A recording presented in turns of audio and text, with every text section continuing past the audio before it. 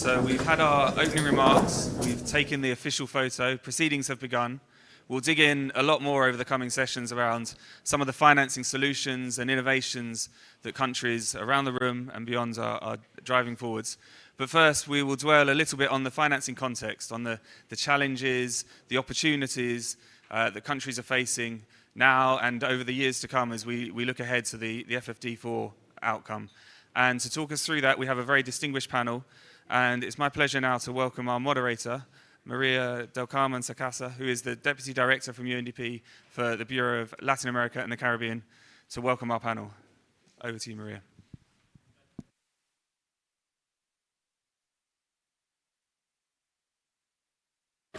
Let me see. Can you hear me? Yes. Good morning, everyone. Thank you so much for having me here. It's a pleasure to be in Barcelona. Allow me to invite our panelists, Dr. Moheldian, please. Mr. Jose Antonio Alonso, join me. And Mr. Oliver Schwank. Huh? It's online.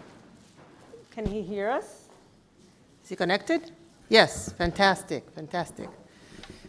Hola, ¿cómo está? Mucho gusto. Please. How are you doing? Good morning. Thank you. So, our session today will explore the current landscape of financing for development.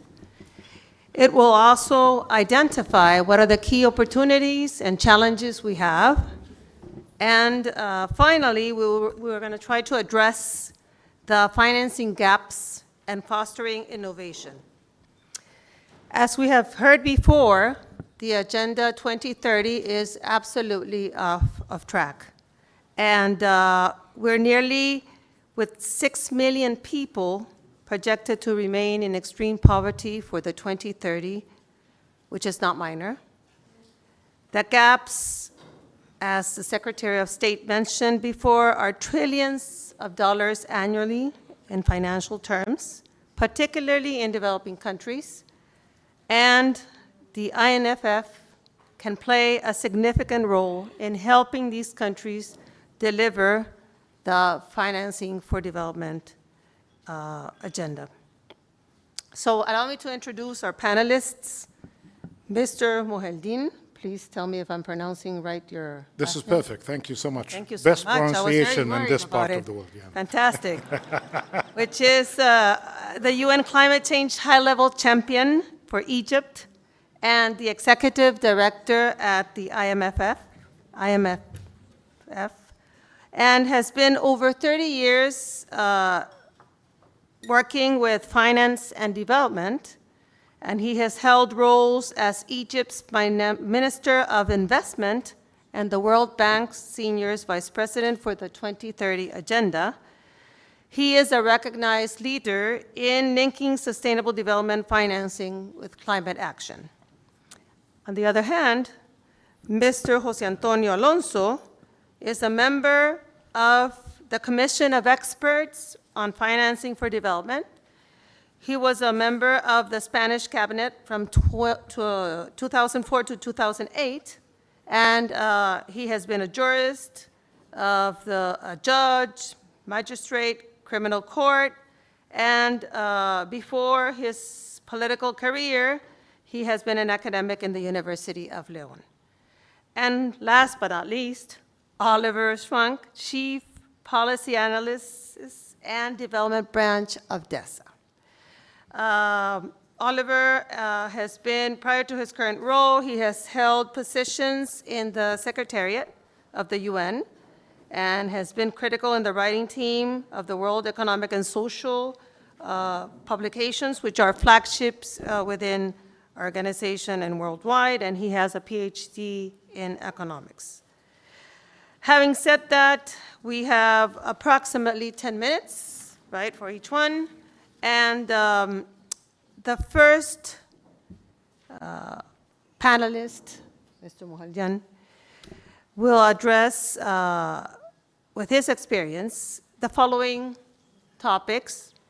Doctor, we would like to know what are the primary challenges and opportunities in mobilizing resources for sustainable development, particularly in the context of government implementation? And the second question would be, where do you currently stand in the FFD process, and what are the opportunities that can be leveraged from the outcome document to accelerate, finally, the development finance progress? Please, the floor is yours. Thank you. In 10 minutes, yeah. Right. Okay.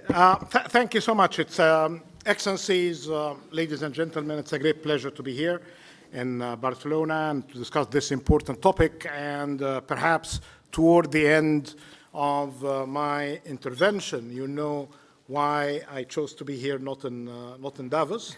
And of course, Davos from the UN is more than covered because the Secretary General of the UN is there, and many of our colleagues as well. I want to reflect very quickly before I get into answering the specific questions on reactions to what Madam Secretary started us with, and the centrality of trust, and how can we solve that practically in the world of finance, and where, especially after the good references by my good friend Marcos on the practical aspects of the integrated national financial frameworks, how can we do a better job continuing in the good track record of some countries and use a kind of a common sense approach in using them. These very questions raised today remind me of discussion that I had when I was at the World Bank as Senior Vice President. My responsibility was partnerships with the UN and preparation for finance for development work in Addis. That was in 2013. And a marathon of discussions ended with the 2-year preparation in the Addis agenda, and which applies until the moment until we all meet safely and successfully in Seville. We are still in the Addis world. And then Seville will take us from 2025 until 2035. So it will cover the remainder of the SDGs, and it's going to cover the post-2030 agenda as well. Talking about the long-term, mid-term is fun because you can always put all of your ambitious targets and goals without any kind of rationing. And then when we try to talk about what you can do immediately, as I was chatting with Tom earlier from the UNDP, that will be puzzled. And here you will get the reality checks on all of these ambitious goals and targets. And you will be confronted with budget constraints, with political changes, with political shifts against some of the priorities of development. And we need to be practical. We have a simple choice. We can go on dreaming and have more and longer lists of visionary kind of bold suggestions, or we can have a proper mix because we don't know what will happen down the road. So I think here it's very much important, while we are trying to build a framework for 10 years, we need really to be focusing on what would we be able to operationalize or continue operationalizing tomorrow. And that gets me into, well, I assume that everybody is aware of the political economy environment of 2015 that resulted in the Paris Agreement, that resulted in the SDGs and the FFD. And just as a quick reminder, how can you summarize the FFD in a few seconds? Assuming that you know nothing about it and you want to impress someone, it's public, private, domestic, external finance. Add to that trade, better debt management. Add to all of that STI, science, technology, and innovation. Get integrated national financial framework to get them all linked together. This is basically the framework. Yeah, so this is basically it. How to implement it, how to mobilize public finance, how to open all of these public boxes. When you talk about DRM, domestic resource mobilization. Now they say, well, it's the domestic revenue mobilization and domestic resource mobilization. In these black boxes, you'll see the budget. And in a federal state, you'll see the budgets of the center and the budgets of of the regions. And then you get into the private sector. Are you talking about the conglomerates or the small and medium enterprises? How can we deal with that? And then we talk about external finance in the form of the private sector and external finance on the ODA, the Official Development Assistance. Trade suffering today, not like in 2013, 2015. As if 1,000 restrictions against trade were not enough back in 2020, now we have more than 3,400 trade restrictions. This is more than doubled on average during what we had of restrictions at any time when we had tendencies of trade protectionism. FDI, this is the proxy of all finance coming from the private sector. Of course, there are other forms of finance like portfolio investments, but the latest figure coming from the Global Economic Prospects of the World Bank that tells us FDI today is 50% less on the averages of the early 2000s. So this is another reality. Then ODA. ODA, and I know that it's going to take some time of the discussion. There is a very important piece from the Center of Global Development by my good friend Masoud Ahmed and his colleagues, the important think tank. This piece is called The Future of Official Development Assistance. And please read this report, because if you have any kind of general assumptions about the prospects of ODA, you need really to revise it. Again, because of the budget constraints and the political shifts. And this is very much important shift from the time that we had the discussion in Addis. If you heard about billions to trillions, my team and I and the rest of the team of the World Bank are to be blamed for this catchy phrase, aspirational billions to trillions. It had an original title, Mobilizing Finance for Achieving Sustainable Development. We coined that before the post-2015 agenda. That was 2014. And then a good friend of mine, an advisor in my office by the name of Marcus Curiati from Italy, likes all of these flowery, nice words, and Bertrand Badre, the former CFO, they like more the billions to trillions. I told them, well, I'm coming from a village, and the villagers need to be more practical. This is going to haunt us forever, because we are in doubt about the ODA, so billions to trillions was very much an ambitious target. Reading this report, and I'll take them one by one. Don't forget public, private, domestic, external, trade, debt management, and STI. And get that all linked through the integrated national financial framework. You need to have a starting point. You can always say, well, private sector should be here and will do all of the fun on funding and the gaps. Yes, we need that. Not just because of funding problems, but because of some of the technology that we need for achieving the SDGs. The public sector, with its slow pace of decision-making, cannot do it, even if you have the money, as public financiers coming from Abu Dhabi, which is with a capital with money, but they are aware that because of the changes of technology, and here this country is a center of solar energy innovation, and we know 10 years ago, the cost of producing electricity is more than 10 times what it is today. This is risk in itself. Congratulations for the achievement. But if you are making a kind of a decision on that, you cannot really do it in public sector. You will be prosecuted that you are investing in a technology that is costing more and producing less. You do give it to the private sector, so you'll do the de-risking. Even if you have the money, spend your money in something else. Common sense, but it's not really there everywhere as we do. ODA again. In the discussions of the ODA, I was part of the replenishment of the Green Climate Fund. Success in terms of getting the replenishment, 3.2 billion, much more than the target. My colleagues are very happy with the pledges.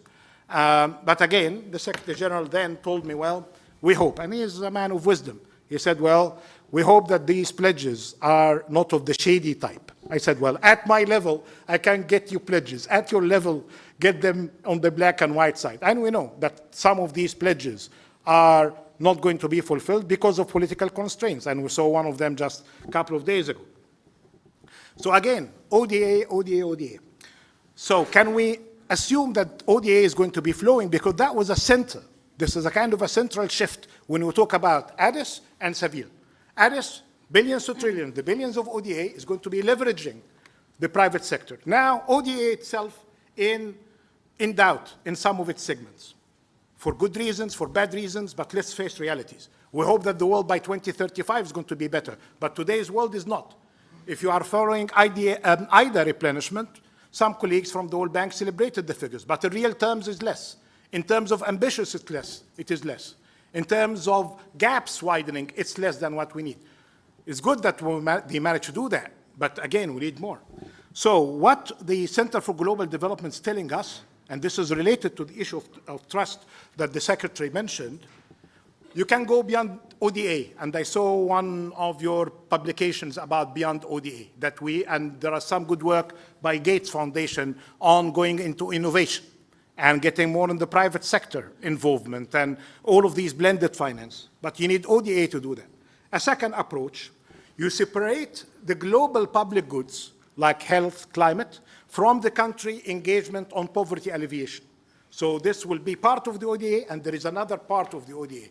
A bit of segmentation here, they say, this school says, separate climate, the rest of the global public goods, from direct country engagements. Again, coming from the field, at the end, even if you want to tackle global public goods, you need to engage at some country somewhere. You need to invest in nature, you need to invest in climate, you need to invest in adaptation. But they say, well, let's do that separately. It needs to be discussed further, but colleagues from the OECD are more happy with this approach. A third approach, which is a more cooperative approach, but it has challenges. And here, some political sensitivity, especially from fellow colleagues from the Global South, will be a bit unhappy with some of the implicit assumptions. They will not say it explicitly.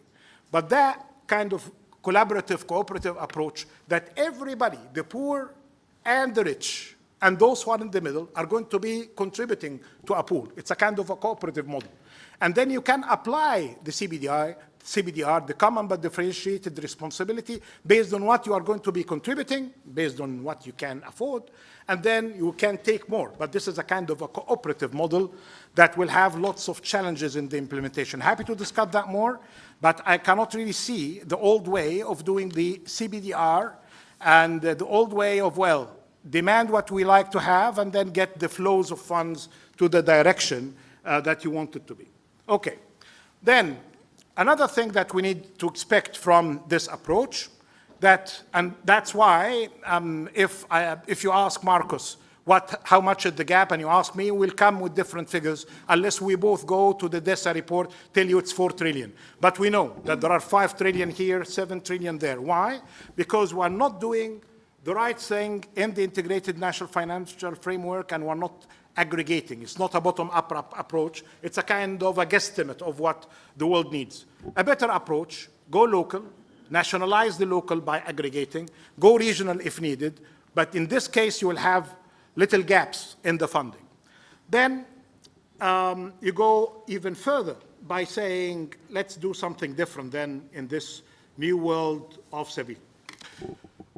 What was missing in Addis? Lack of recognition to issues related to risk and risk mitigation. Insurance sector and what it can do was missing. Cooperative movement at the local level or at the global level. We needed really to have more attention.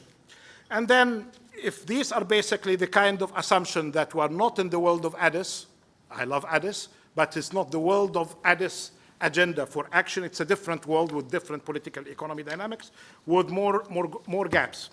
So if you believe these figures, and here it's what we need for the SDGs finance, excluding China, assuming that China can take care of itself, exclude OECD countries, they can take care of themselves as well, it's $5.4 trillion that we need per annum from now until 2030. Incremental change required is $3.1 trillion, if you still believe the figures, but it's fine, let's believe them for the moment. SDGs would require $3 trillion, and the incremental change is 1.2. Then climate action, nature finance, 2.4 trillion, and we need the incremental change to be around 1.9. In all of these figures, the assumption about domestic resource mobilization is going always to be taking the heavy lifting. So external finance is to complement, not to lead. The other thing here, when you talk about domestic resource mobilization, it's the centrality of the budget. Please, and I'll be quite happy, especially from government representatives. Is your budget based on SDGs? Is your budget aligned with SDGs? Is SDGs are just colors that you are presenting after the end of the budget, or it is guiding the work? Otherwise, the whole work of the Integrated National Financial Framework is not really of great relevance here. So I think the centrality of the budget is important. If you want to have two entry points of this kind of bigger map, domestic, external, public, private, trade, debt, STI, where to start? You start with the budget, because it's subject to governance, transparency, accountability, and disclosure. You cannot go and get the private sector accountable if your government is not. And then you go to the MDBs, because they are owned by government. You cannot go and ask private sector investing in Africa or Asia to do more, while the MDBs that are under your control are not really with adequate capital increase. And that is one of the things. We cannot really do it while the MDBs are undercapitalized. The assumption is here that you do the heavy lifting domestically. Externally, you need to double public finance, external finance from bilateral sources. You need to triple the MDB's capital, and you need to quadruple the private sector. If you are not going to do that, you are not going to be seeing the quadrupling of the private sector, because the private sector will not move without being leveraged and without being de-risked. So here, that's why I'm saying you need to start with the MDBs in order to encourage the private sector. Go in any private sector that didn't invest in a typical African country before, they will say, I need a partner. And that partner will be one of the MDBs or one of the bilateral agencies. So I see the 2 minutes already passed, but let me just tell you very quickly here. When we get into the operationalization, if you agree on the principles, country ownership, as Marcos mentioned, mission orientation, that will please my good friend Professor Mazzucato about mission and the purpose of the mission, and you need that holistic integrated approach, principles. Then if you believe in that, I hope that you believe you need to prioritize. Prioritization, this means that you need to have enabling environment, utilizing new financial instruments, accelerate digital transformation, strengthen resilience measures to prevent exogenous shocks, and we have many, and do more in the public funding as a source of additionality, and then localize in terms of impact. How can you do all of that? Here, there's a list, and I'll just give the headlines because I have another opportunity tomorrow at the country level. Quantify investment needs, map the finance landscape, mobilize sustainable finance, identify and address capacity constraints, strengthen revenue mobilization, optimize resource allocation, manage fiscal and debt risks, and then encourage more of abidance by the rules when it comes to risk mitigation and risk management. Digital transformation and sustainability are the new keywords here that are guiding our work. When we're finalizing the work on the MDGs, there was something called MDGs, Millennium Development Goals. And we said, what are the lessons from MDGs to the SDGs? Joint piece from the World Bank and the UNDP. I encourage you, please, to have a look at it. They say, well, countries that made it in a better way, they had better data systems, better finance, and effective implementation. Common sense, but that was evidence. Then you go to a guru of her field, got a Nobel Prize for her wisdom, Esther Duflo. You say, well, it's a theory of change if you want to do development. Okay, so how you guide us? Surprise, surprise. She went into finance. You need technology, but you need behavioral change. This gets me into the final point, which is basically about trust.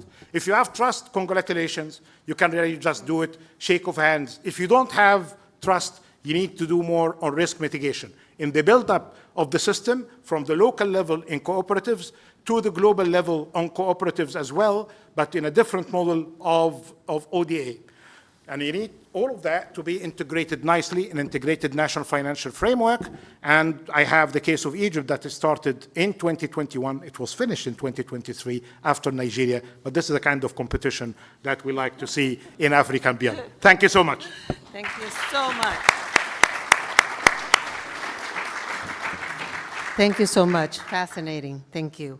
Mr. Alonso, building on our UN Special Envoy, could you please elaborate a little bit on how can countries definitely align public and private financing, and at the same time, address the pressing challenges and opportunities, looking for potential solutions. The floor is yours. Thank you so much. Thank you for the invitation. I'm sorry that I cannot be with you in person for this interesting meeting. Let me start by looking back. At the third International Conference on Financing for Development in Addis Ababa, the international community recognized that achieving the ambitious Sustainable Development Goals will require an equally ambitious, comprehensive, holistic, and transformative approach with respect to the means of implementation. We have to acknowledge that 10 years after the Addis Ababa conference, the record of achievements falls far short of what was promised then. Moreover, if we continue along the same path, it will be difficult to achieve many SDGs in 2030. During this time, the financing for development system has proved to be ill-suitable for the ambitious goals that have been set due to its fragmented configuration, its focus on short-term goals, its limited concern for sustainable development impact, and its inability to generate credible and accountable commitments. Therefore, among the main missions of the fourth conference should be to put sustainable development goals back at the center of the concerns of governments and societies and promote an ambitious reform of the financing for development for accelerating the convergence to those goals. First COVID and then the increasing of international tensions, the return of nationalist reactions and the emergence of new armed conflicts have led to a shift in international attention away from the field of the SDGs and towards other purposes that are more linked with geostrategic stakes. Therefore, we need that international efforts refocus on the sustainable development goals. And this is not an easy task in this political stage, but I think it's one of the roles that the fourth conference should play. At the same time, we need to reform the financing for development system. Today, even more than 10 years ago, emerging and developing countries need a massive scaling up of investments for transformative change to boost economic growth, build resilience, fight poverty and inequalities, and finance low carbon and digital transitions. It is required to operate on a much larger scale than we have done so far. As we know very well, we are talking about several $1 trillion in scale. And the development finance system must respond effectively to these needs by mobilizing more resources, by aligning the resources with the SDGs, and by improving international rules in the context of renewed and more inclusive and representative governance. This requires strong commitments at the political level, innovation in financial instruments and investment procedures, cooperation among providers, and early consideration of the risks that each financial option entails. We should learn from the Addis Ababa experience. In my view, it is not a good thing to raise false expectations. Reality has shown that the transition from billions to trillions through the mobilization of private resources without any institutional change was more a chimeric wish than a possibility. Private resources are crucial, but mobilizing them requires new financial instruments, new ways of working, and to some extent, new institutions. This is particularly true for MDBs and NDBs. This leads us to underline the importance of public resources and public regulations, both at national and international levels. Even for mobilizing private resources, we need a better use of the official funds. In addition to this, public resources are valuable in their own right to assure sound public policies and country autonomy. There is a need to increase the capacity of countries to collect and attract official resources that are currently being lost or underutilized. Resources that are now lost due to lack of adequate regulations, such as those from bad procedures for debt crisis resolution, resources that are not used due to lack of the required international cooperation, such as those from taxation or illicit capital flows, or resources that could be obtained with a more creative use of existing possibilities, such as SDRs or those coming from the operative of the MDBs. If it is regrettable to show false expectation, it is equally inadvisable to encourage policies that in an unwise manner resort to financial instruments that end up generating problems for the countries that receive them. All views converge towards the important role that the multilateral development banks and the national development banks are called to play in the future, given their capacity to mobilize resources. However, they will not be able to play that role through credit alone, through resources that generate debt in recipient countries. Firstly, because there is growing concern about the level of debt in many countries, and we should not exacerbate this problem. And secondly, because the capacity for lending is limited. Therefore, it is necessary to explore in depth other mechanisms of de-risking with capacity for mobilizing investment that contribute to expanded countries' capacities. The role of guarantees with public support emerges here as an important option. In any case, we should reaffirm that the aim is not to mobilize more resources by itself, but to generate more development impact. In short, it's necessary to seek a balance between different sources and instruments of financing for sustainable development under the leadership of the countries, which must be the protagonists of their own development, such as the INFF proposes. This is a strong message. Countries must reaffirm their capacity to define policies and to create the frameworks within which international funders must operate. The principle of ownership taken seriously must be a central element of the new financing for development procedures. This is a complex process due to the current configuration of the financing for development landscape. Three tendencies could be underlined. First, because there has been a remarkable broadening of the objective pursued in terms of sustainable development. In a way, the international community has become aware, and the 2030 agenda is evidence of this, that development is essentially multidimensional. There is no single dimension that can generate all the changes, nor is progress made harmoniously in all dimensions. Thus, if effective achievements are to be made, it is necessary to invest in several areas simultaneously. This plurality of objectives incorporates an element of tension in the management of resources. Second, because the developing world has become more heterogeneous than before. Countries have very different capacities and needs, and very different economic and financial conditions. There is no single recipe. The mix of financial instruments must be specific to each country according to its conditions. For this additional reason, national leadership is crucial, and the financial for development system must be able to manage this diversity. And three, because the number of funders has increased without progress in the level of alignment and coordination between them. There are new providers of official aid. The number of multilateral institutions channeling funds has increased, new vertical funds have been created, and new private investors are active in the field of sustainable development.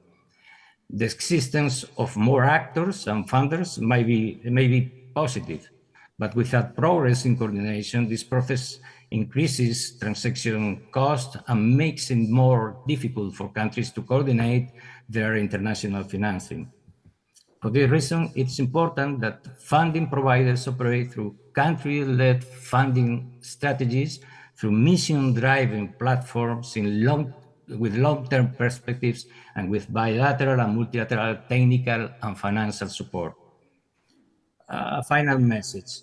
It's not enough just to have resources ready to invest.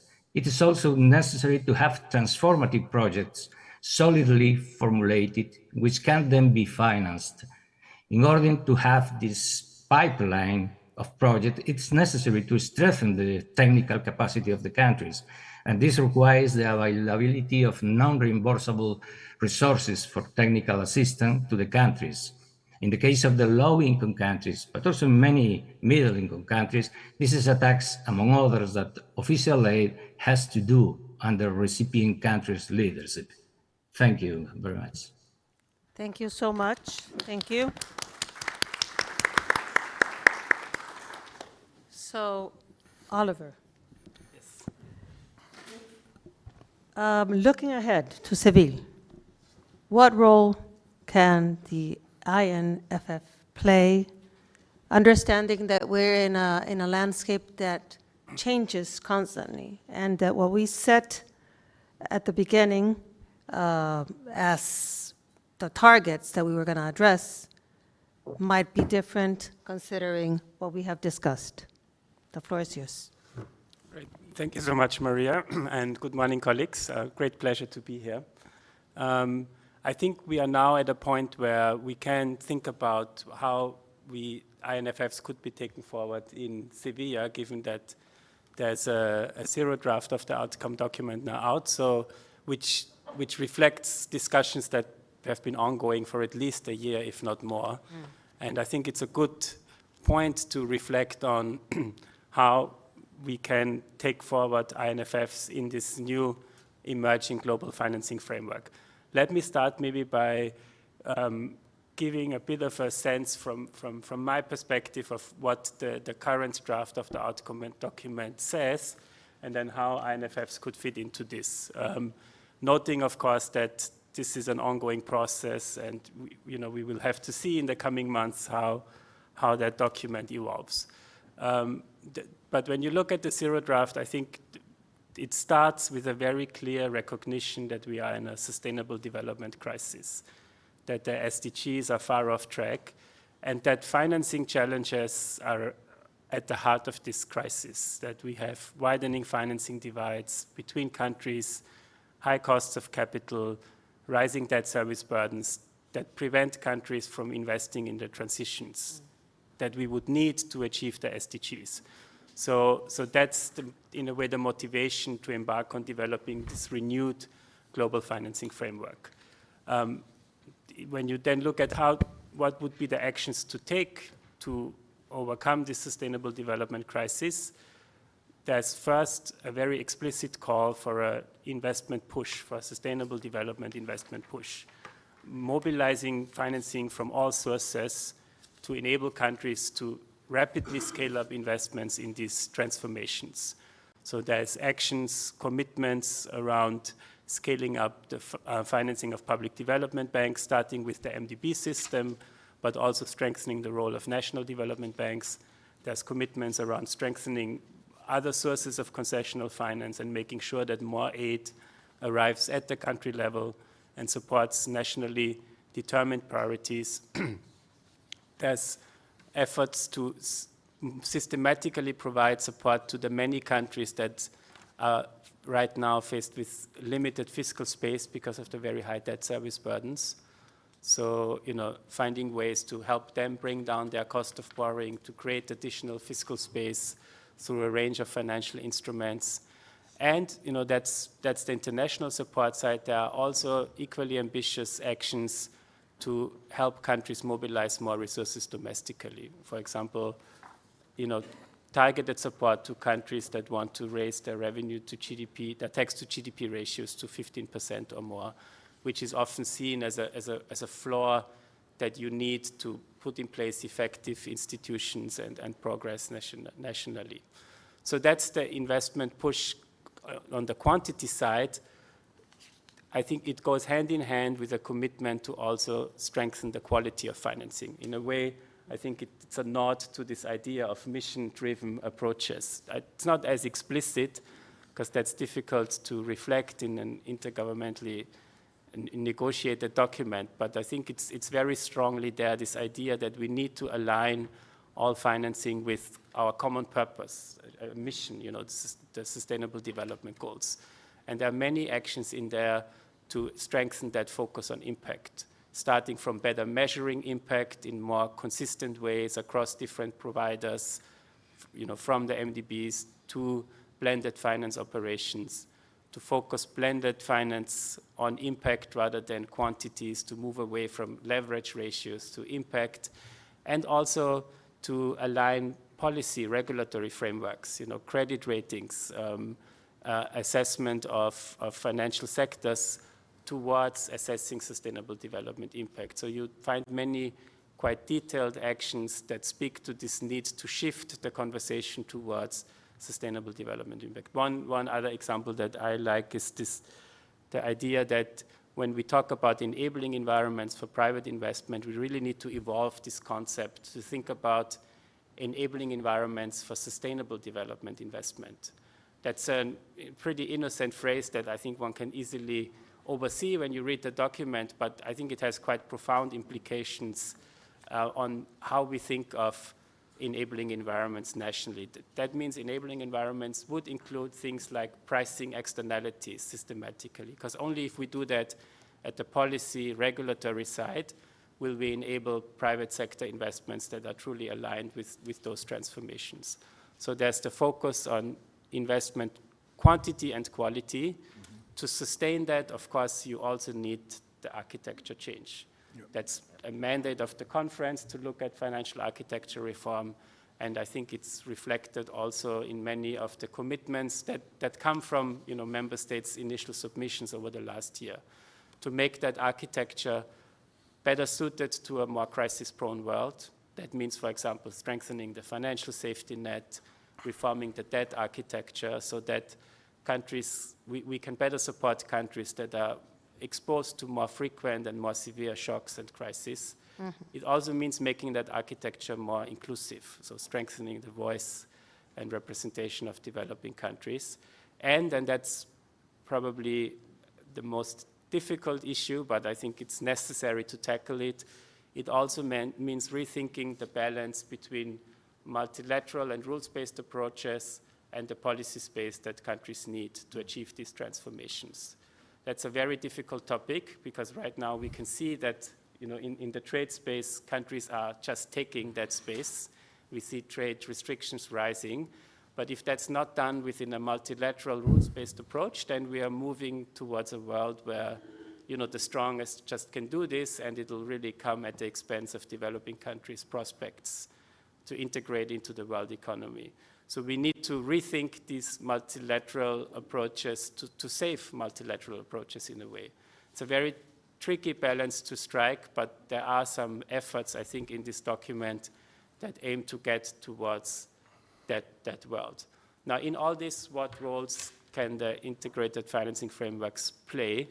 I think, as several colleagues have already said, the underlying vision in our discussions right now is really to strengthen and put country leadership at the core of all of these approaches.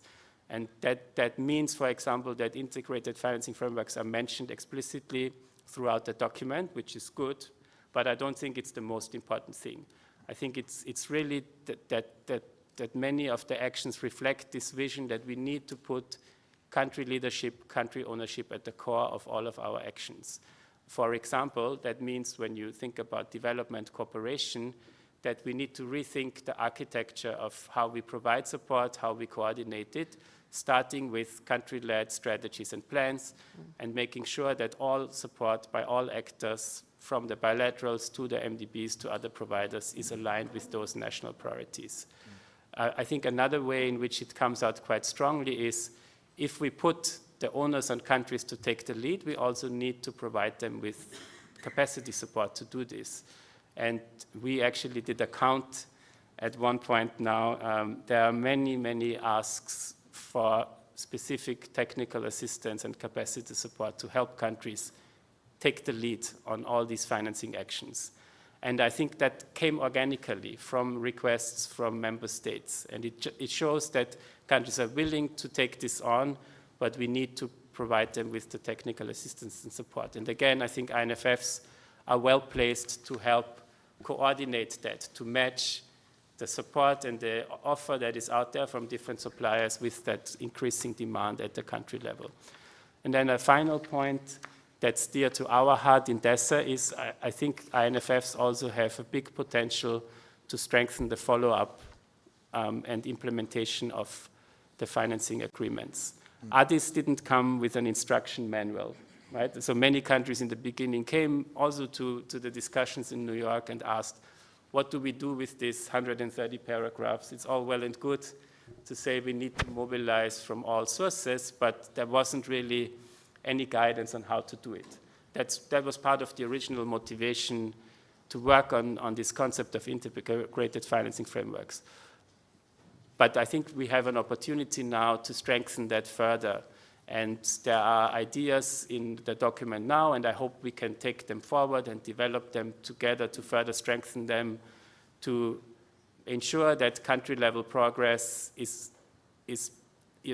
sustained, that we have monitoring at the country level, and that we bring the experiences of country levels also to the regional and global discussions in a more sustained manner by, for example, having countries, of course, in a voluntary way, inviting them to report on their national progress in global fora regularly. I just wanted to mention, since you said, you mentioned that you would be haunted by the billions to trillions phrase, it's not only you, it's also us that are haunted by this, because there's this expectation that we'll come up with just a snappy phrase to describe the Seville outcome. So we are looking for that, because the billions to trillions really is what many people associate with others. So we'll need something just as catchy to also have in place for Seville. So if there's any ideas in the room, they're most welcome. Please think about or we can that. have some Ghostbusters. Exactly. Thank you. Thank you. Thank you so much, this fascinating panel. There's so many topics I could highlight, but allow me just for the sake of being Latin American, to say localize, localize, localize. Country-level progress should be sustained. And in the case of Latin America, we have important cases such as the one in Mexico, financing strategy, as well as sustainable finance taxonomy. I'm not going to go in depth because I think that there are cases that we should understand, provide them with the required support in order for them to continue to have a long-term vision with a landscape that changes continuously. The other case is Colombia, with a system of SDG budgeting, tagging in 2020, which is designed to give greater insight into how the public budget is being used relatively to the national sustainable development priorities. We've talked about focusing, prioritizing. The case of Ecuador, which has taken steps to integrate environmental considerations into public expenditure. Cuba, in the INFF process, the ambassador is here, identified 5 strategic pillars: modernization of the public financing management, promotion of exports and attraction and formalization of remittances, financing for productive transformation, and each area has its governance mechanism. So, and Belize with the INFF Steering Committee. Every country, and it has been said here, has a different reality and a different way to approach it. Yep. But all of them are trying to maintain this progress and provoke this enabling environment that is required for the different actors, particularly the private sector, with an example of how they manage their public finance. So let's keep on with this. Look at the local, sing the regional and the global perspective, and do not lose sight that these dimensions have to work in an integrated manner also. Thank you so much. Thank you. Great. Well, thank you to Maria del Carmen and to our distinguished panel. That set the scene beautifully for the discussions that will follow. We're going to take 15 minutes now for coffee. Two housekeeping notices. Firstly, just to say that we do have translation, English, French, Spanish, and Catalan. There are translation headsets that you can find in the coffee room. And also to note that there's an exhibition which has many of the resources that showcase and help you dive into the detail of some of the stories that we'll be hearing from the country level. That's also in the coffee room. So do please explore. Take 15 minutes. We'll come back at 11 o'clock to dive into INFFs and to hear from some of the countries that are leading this implementation. Thank you.